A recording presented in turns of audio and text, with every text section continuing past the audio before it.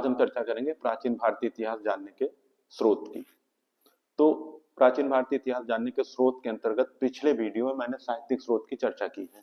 आज चर्चा करेंगे विदेशी यात्रियों के विवरण, मतलब भारत में जो भी विदेशी यात्री समय पर आए, उन्होंने भारत के बारे में जो भी देखा सुना समझा और उसको लिपिबद्ध किया, तो किस प्रकार की जानकारी उन्होंने भारत के संबंध में दी, उसकी चर्चा हम करेंगे।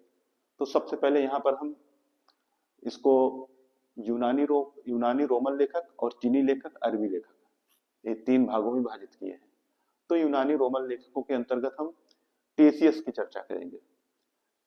टेसियस जो था यूनानी चिकित्सक और इतिहासकार था और ये ईरान के शाही दरबार में रहता था।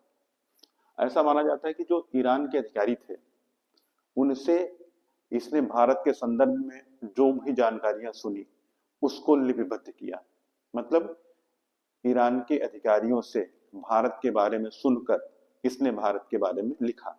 इस कारण कुछ इतिहासकार मानते हैं कि जो टेसियस ने भारत के संबंध में जानकारी दी है वो अविश्वसनीय और काल्पनिक है।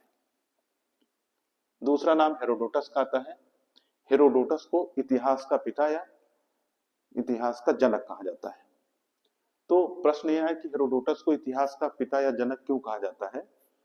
तो ऐसा माना जाता है कि हेरोडोटस ने जो इतिहास को प्रस्तुत किया है वो कहानी या कथाओं के आधार पर नहीं किया, उसका एक तार्किक विश्लेषण करके उन्होंने इतिहास को प्रस्तुत किया है। तर्क के आधार पर इतिहास को जांचा परखा, उसके बाद उसको प्रस्तुत किया।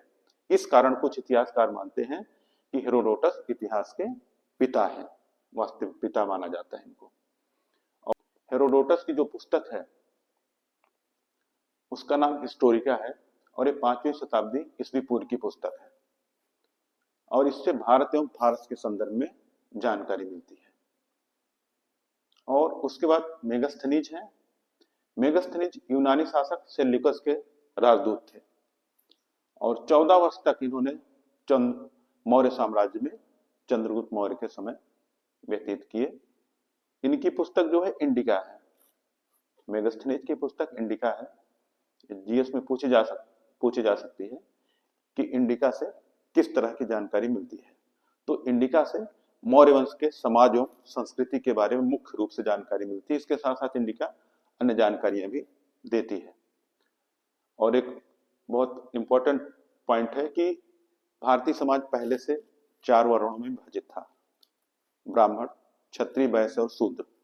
लेकिन मेगस्थनीज ने भारतीय समाज को 7 वर्गों में विभाजित किया।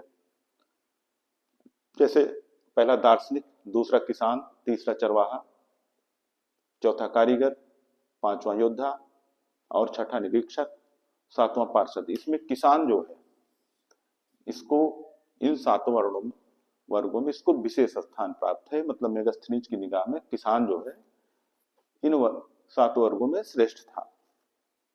उसके बाद डायमेकस है। डायमेकस बिंदुसार के समय भारत आए।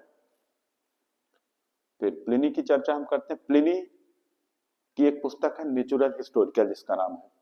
नेचुरल हिस्टोरिका से भारतीय पशु पक्षियों के बारे में, पेड़ पौधों के बारे में और खनिज के बारे में जानकारी प्राप्त होती है नेचुरल हिस्टोरिका से। अब हम चर्चा करेंगे चीनी लेखक की।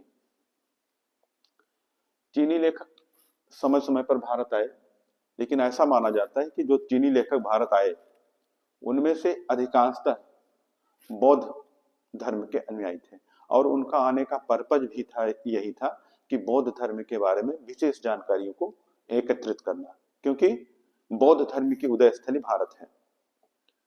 तो चीनी यात्रियों में पहले फायान की चर्चा हम करेंगे। फायान जो है चंद्रगुप्त द्वितीय विक्रमादित्य के समय भारत आए और एक गुप्त वंश के सम्राट थे, चंद्रगुप्त द्वितीय विक्रमादित्य। और फायान ने उस समय की तत्कालीन सामाजिक धार्मिक स्थिति की चर्चा की है अपने यात्रा वृत्तांत में। मतलब अपने जो भारत के बारे में उन्होंने लिखा और विशेष रूप से बौद्ध धर्म के बारे में फायान ने जानकारी दी है। उसके बाद ह्वेंसांग है।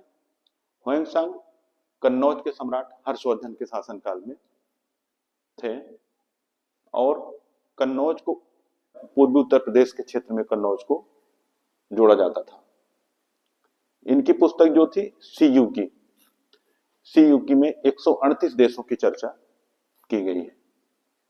ह्वेंसांग के एक मित्र थे ह्वेली।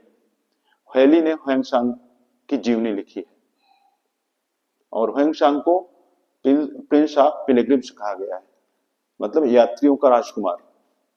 तो मतलब चीन से जो भी यात्री भारत आए, ये लेखक भारत आए, उनमें ह्वेंसांग को विशेष दर्जा प्राप्त है। इसी कारण इनको यात्रियों को राजकुमार की उपाधि दी गई। इप्सिंग है चीनी यात्री, ये नालंदा और विक्रमशिला विश्वविद्यालय की चर्चा करते हैं। अब अरबी लेखकों में अगर देखा जाए तो अरबी लेखकों के माध्यम से हमको पूर्व मध्यकालीन भारत के संबंध में जानकारी प्राप्त होती है। मतलब 7वीं शताब्दी से लेकर 12वीं शताब्दी ईस्वी तक का इतिहास काफी कुछ अरबी लेखकों के माध्यम से जानकारी मिलती है। तो इनमें अलबरूनी का नाम आता है। अलबरूनी को अबू रिहान भी कहा जाता है और ये महमूद गजनवी के साथ भारत आए थे। इनकी पुस्तक जो है तहकीक हिंद है। तहकीक हिंद को किताबुल हिंद के नाम से भी जाना जाता है और ये राजपूत कालीन समाज, धर्म, रीति रिवाज, इन सब के बारे में तहकीक हिंद जानकारी देती है। उसके बाद सुलेमान है। सुलेमान प्रतिहार और पालवंश के विषय में जानकारी देते हैं। फिर अल मसूदी है।